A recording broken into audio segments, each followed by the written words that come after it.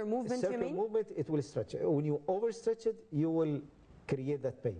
Is the problem also with anti-gravity muscles? Usually the rest is very funny movement, so it's very easy to detect the pain. Yep. And in such case, the best way of treatment is rest. Just rest? Rest. We say it always, abbreviation is RICE. R, rest. I, ice. Okay. S, support. Okay. So they have got rest, ice, which is cold. This will minimize the inflammation or the pain. And then support, which is external support for the elbow. For the rest, it depends on his situation. Is it chronic? Sometimes it reaches to be a chronic case. Wow. And sometimes it reaches to be a surgery. But whenever it's chronic, eyes can do anything. As far as I know, that actually acute when there is stage, a trauma or a contusion and you use eyes. Eyes is the best for. It's the best. For the first 3 days. Yep. But whenever it's chronic, so what eyes would do?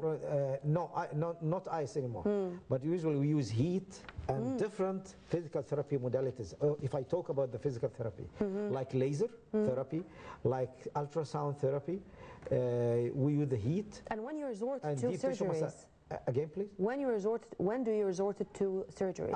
Actually, when there is no improvement after 6 weeks, and it's a professional player, and he wants to get final decision. But for regular people, there is no need at all. Is it different between a male and a female? I mean, the tendons or the flexibility, or I mean, such injuries would differ from a male to a female patient? It's the same. Tendon is a tendon. Just it. I mean, for instance. But you know, the men usually they have stronger muscles. Yep. So from my experience, I have been treating a lot of women more than the men.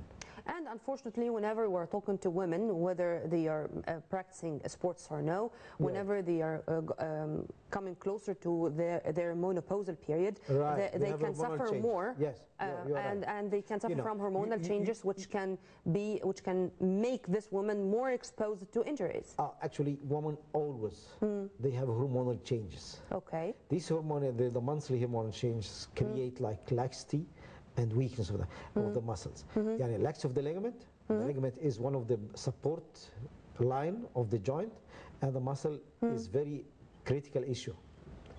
Okay. Let's watch this. Yeah. Oops. Right. This is definitely have a different kind of injuries. Yeah. I'm sure that he will get neck problem, back problem. Unfortunately. It depends on what's going on. I think you have witnessed and you were following up what happened with Schumacher, for instance. Right. Schumacher, bad injury. after spending such years in racing, and alhamdulillah, thank God, he had nothing with that. But in a ski event like that, he had a very, very bad injury, and he's in a coma for months now. We wish him a speedy recovery. I love the guy. Hopefully, yeah. What about these sudden things? I mean, whenever you are watching something like that, would you be able to expect what injury this athlete is suffering from? Actually, the most common, like what's going on right now, he's get a twisting of his back, so most probably he gets back problem and knee problem at the same time. And sometimes ankle is very easy to be strained in such injuries. So we will have like 3-4 injuries. At a time. He will be lucky if he didn't get anything. Hopefully. Sure. Hopefully. Speaking about these things and about these injuries, you know, simple citizens and simple people, far from being doctors, they cannot even differentiate between a fracture, a ligament tear, or a broken bone. How to differentiate? Or, I mean, just before going to the doctor, I would be able to know what I do have, or this is impossible. Doctor is the one who should do it. You mean a regular person? Yes. No, I think, as I said, I mean, as soon I fell down and I found a swelling, a swelling muscle or a swelling joint. The only way to get, as I told you, rest, ice, and he's immediately to the doctor. Immediately to the doctor. Yes. whenever we are into those, I may say minor injuries for a kid, for instance. Right. And doctor would say that it's only a bandage. Or no, it needs more rest, or no, you need 2 or 3 weeks. And unfortunately, whenever we are speaking about kids, they cannot stay anymore like that. So, what to do? Sometimes they are obligated to use the cast or or cast. slap. Yeah, the cast is the only way to control such child. This is the only way. And there's no other ways. No other ways. Please, for all mothers, take care of this whenever we are speaking about his or her health, being good, being sane, being nice. Please do it and abide by the doctors. And this RIS or RISE, it's a very nice tip. R, rest, IS, support. Doctor, thank you. Thank you very much. Let's move to our squash players, because I do know that you do have such a good friendship with many of them. And if you don't want, we are not going to mention names. But yet, regarding squash and regarding our squash players, what are the most common... visiting me. Yep. Okay. No. What are the most common injuries they are having? All right. The most common injuries is when they are young, they have a sprained ankle. They are hyperactive. They have a lot of maneuvers. They get sprained ankles. This is number one. Number two, the wrist injuries, sprain and strain of the muscle or the ligament. And then, an advanced stage, the tennis elbow or the golf elbow.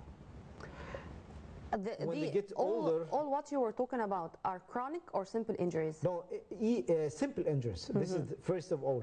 But if he neglected, it will be converted to a chronic injuries. But I think the professional ones, they didn't wait. They always hurry up to the doctors. They have to take care. This is the way how to deal with it, to avoid the chronic problem, because it will interfere with his skills during the when he's play. Sir, whenever I am a pro and I'm a very successful squash player, for instance, and you as my doctor are telling me you should be out of the glass courts for 6 months, for instance. Right. This would be very tough and very harsh and very cruel even. How can you do it? Actually, I'm facing this a lot with the swimmers, especially the young kids. Yeah. Swimmers, tennis, squash. They are very, even the mothers and the fathers, they are very strict in such situation. They want the child to hurry up to get a championship. Anyway, they didn't accept to rest. This is first of all. So I have to sit with them, first of all, to explain in details what's going on if they neglect to rest. This needs a psychotherapy before physical therapy. So this is number one. Number two, we have to sit with the player himself. Especially, depends on his age. Is there coordination between you and the coaches, for instance? I mean, a lot. A lot? A lot. How? You know, actually, I didn't want to mention names, but, I have a very successful coach tennis coach, like if you want to mention, like Gazira. Yeah.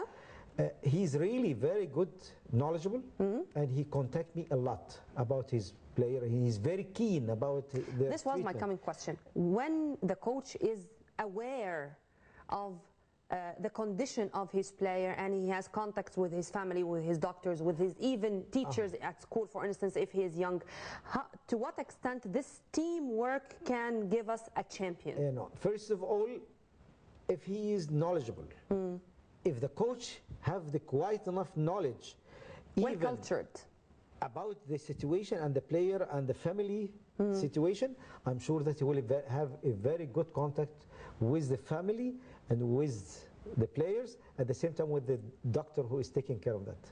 And you do have this experience? I have it, and I'm very successful. Really. Alhamdulillah. But what about the opposite? What about the other side of the coin? Unfortunately. Of course, it is found. It's really very, very bad. Very bad. I mean, have you faced conditions like that before? Of course. Yes. And it depends on the club, it depends on the coach. And most probably, no, they have to get the final training. Tell you something. And knowledge, education.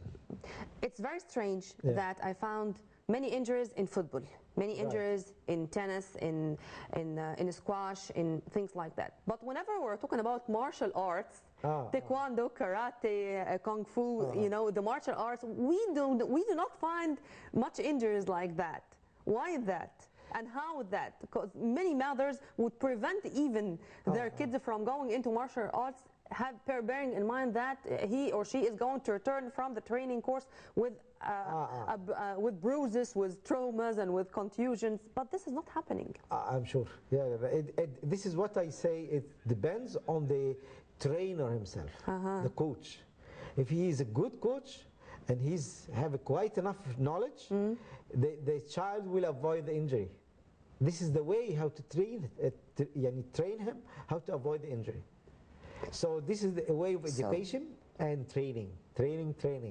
I cannot find better words. A way of education, a way of training. These were the words of Dr. Hisham Atta, with which I'm going to end this episode. Unfortunately, we're running out of time. It's 10 p.m. Thank you very much. It's 11, I'm sorry. Yeah. So we are going to leave you, but with a promise to see you again in another episode of Score Sheet. Hopefully, inshallah. Thank you very much. Thank you. We had with us Dr. Hisham Atta, PhD in physical therapy, Ashford University, England, and a member of the American board, Florida and Illinois. Dear viewers, by this we come to the end of this episode of Score Sheet. Till we meet again same time on Nile TV International. Many thanks for watching and have a very good night.